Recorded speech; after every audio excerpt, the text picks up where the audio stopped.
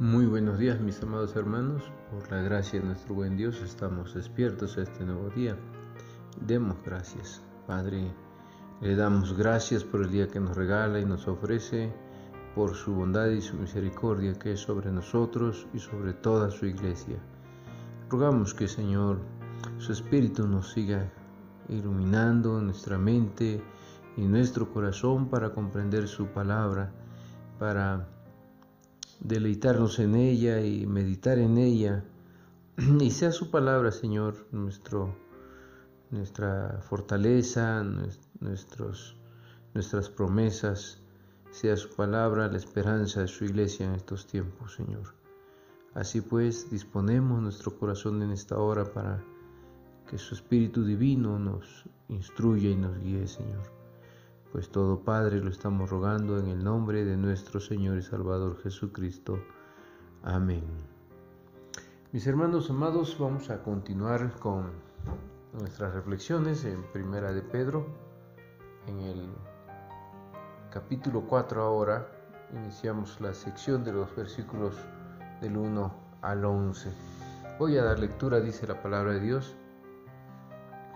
Puesto que Cristo ha padecido por nosotros en la carne, vosotros también armaos del mismo pensamiento, pues quien ha padecido en la carne terminó con el pecado, para no vivir el tiempo que resta en la carne conforme a las concupiscencias de los hombres, sino conforme a la voluntad de Dios.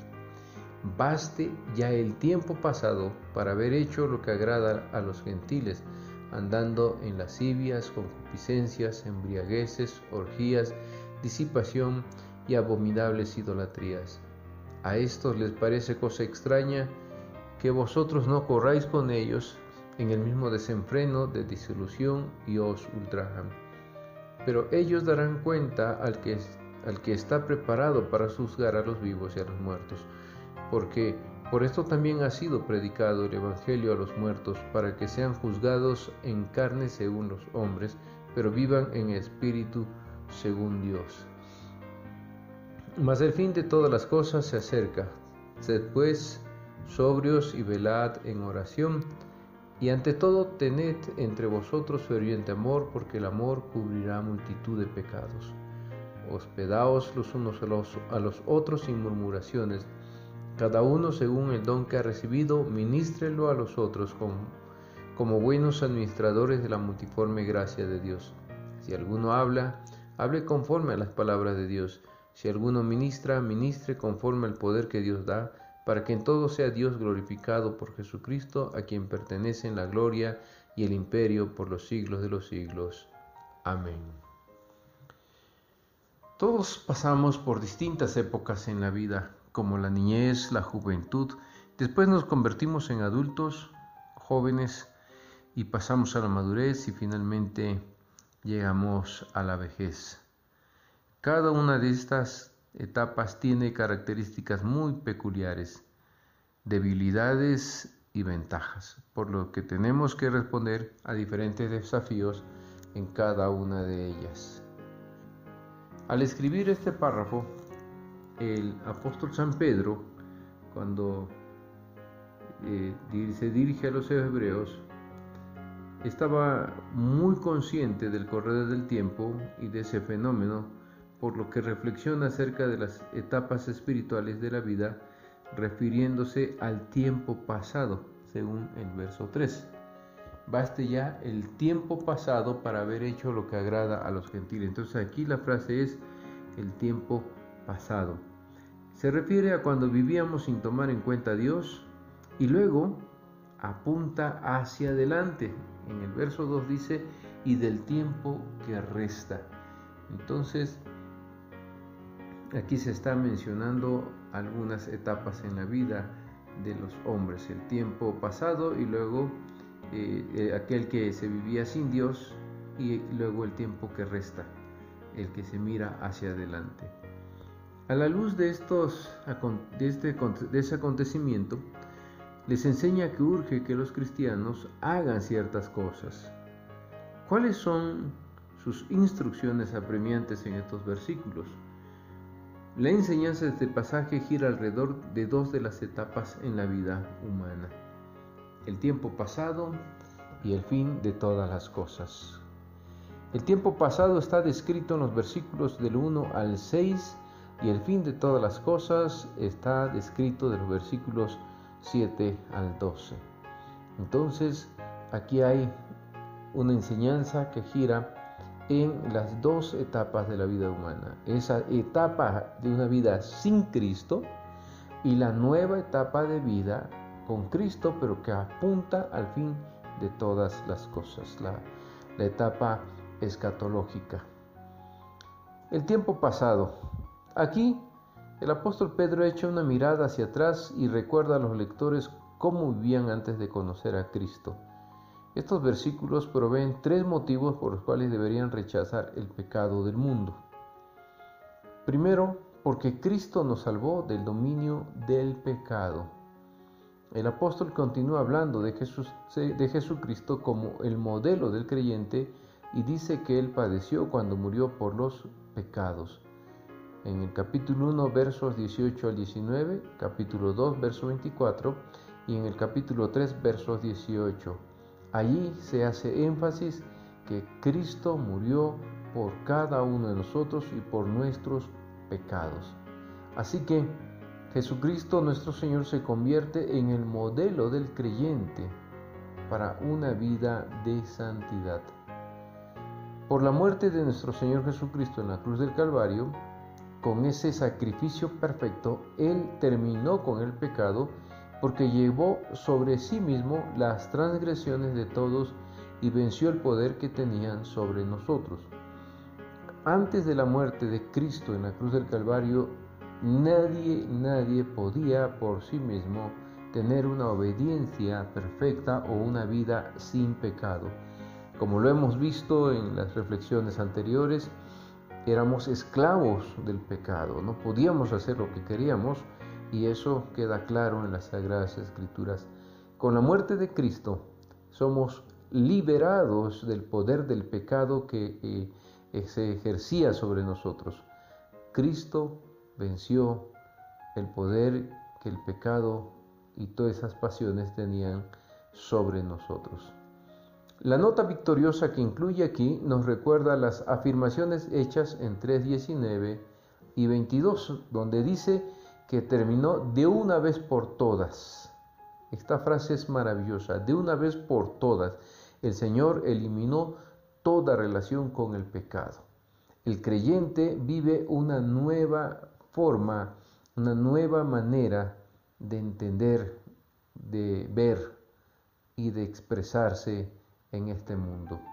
Según de Corintios 5:17 lo afirma cuando el apóstol San Pablo dice: de modo que si alguno está en Cristo, nueva criatura es. Las cosas viejas pasaron y aquí todas son hechas nuevas. Esa vida pasada, el apóstol San Pablo la describe como cosas viejas. Y por cosas viejas se está refiriendo a esa vida llena de pecado, llena de maldad, llena de tristeza, llena de dolor.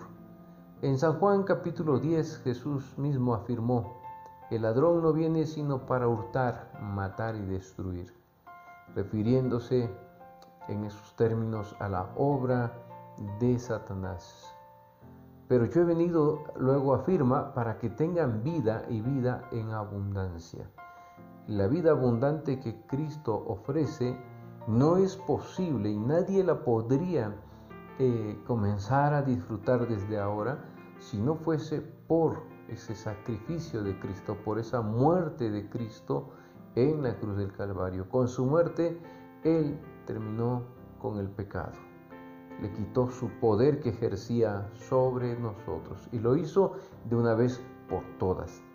Por eso, cuando nosotros decimos que nuestros pecados pasados, presentes y futuros han sido perdonados, estamos afirmando que el sacrificio de Cristo fue tan eficaz y perfecto que todos nuestros pecados han sido perdonados. Cristo no tiene que volver a morir por mis pecados hoy ni mañana. Es tan perfecto su sacrificio en la cruz del Calvario que de una vez por todas el Señor nos ha perdonado y eliminó toda relación con el pecado. Nosotros hemos de tomar en cuenta su victoria y no dejar que el pecado nos domine. Ya no podemos pecar a gusto, diría alguien por allá, ¿verdad? Porque el Espíritu de Dios nos redarguye, nos sentimos tristes, avergonzados cuando nosotros le fallamos al Señor. Antes de conocer a Cristo y antes de que Cristo nos encontrara y nos rescatara, nosotros vivíamos en una sola forma, que era en el pecado. Y aunque a veces nuestra vida era miserable, no podíamos cambiarla ni dejar de hacer ese pecado que cometíamos. Hoy nosotros hemos roto toda relación con el pecado de tal forma que el creyente todos los días entonces se levanta en la victoria de Cristo, toma en cuenta la victoria de Cristo y en el nombre de Cristo y en la sangre preciosa de Jesucristo tiene que romper toda relación con el pecado. Ya no puede el pecado dominar al creyente, porque si nosotros hemos muerto al pecado, entonces ¿cómo podremos seguir viviendo en él? Así que, mis hermanos, el creyente tiene una sola cosa en su mente. Cada mañana que por gracia de su Señor se levanta, tiene solo como objetivo vivir en santidad para agradecer a su Señor su amor y su misericordia manifestada en la cruz del Calvario. En el versículo 1 del capítulo 4, donde hemos leído, dice que ha padecido. Esto significa que ha muerto, como en Lucas 24:46. También quiero dar lectura a esta porción para cotejarlo. Lucas 24:46. Dice la palabra de Dios aquí.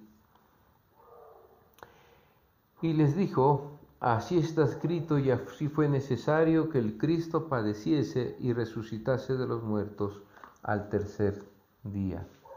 Cualquiera que muere deja de estar influenciado por el pecado.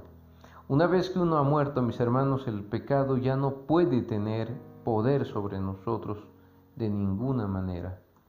Por eso Pablo decía en Romanos 6:2, hace una pregunta: porque los que hemos muerto al pecado, ¿cómo viviremos aún en él? Pablo explica que el creyente murió con Cristo y habiendo muerto para con el pecado, este ya no tiene poder sobre él. Pedro lo dice en 2:24 en la segunda parte, para que nosotros, estando muertos a los pecados, vivamos a la justicia.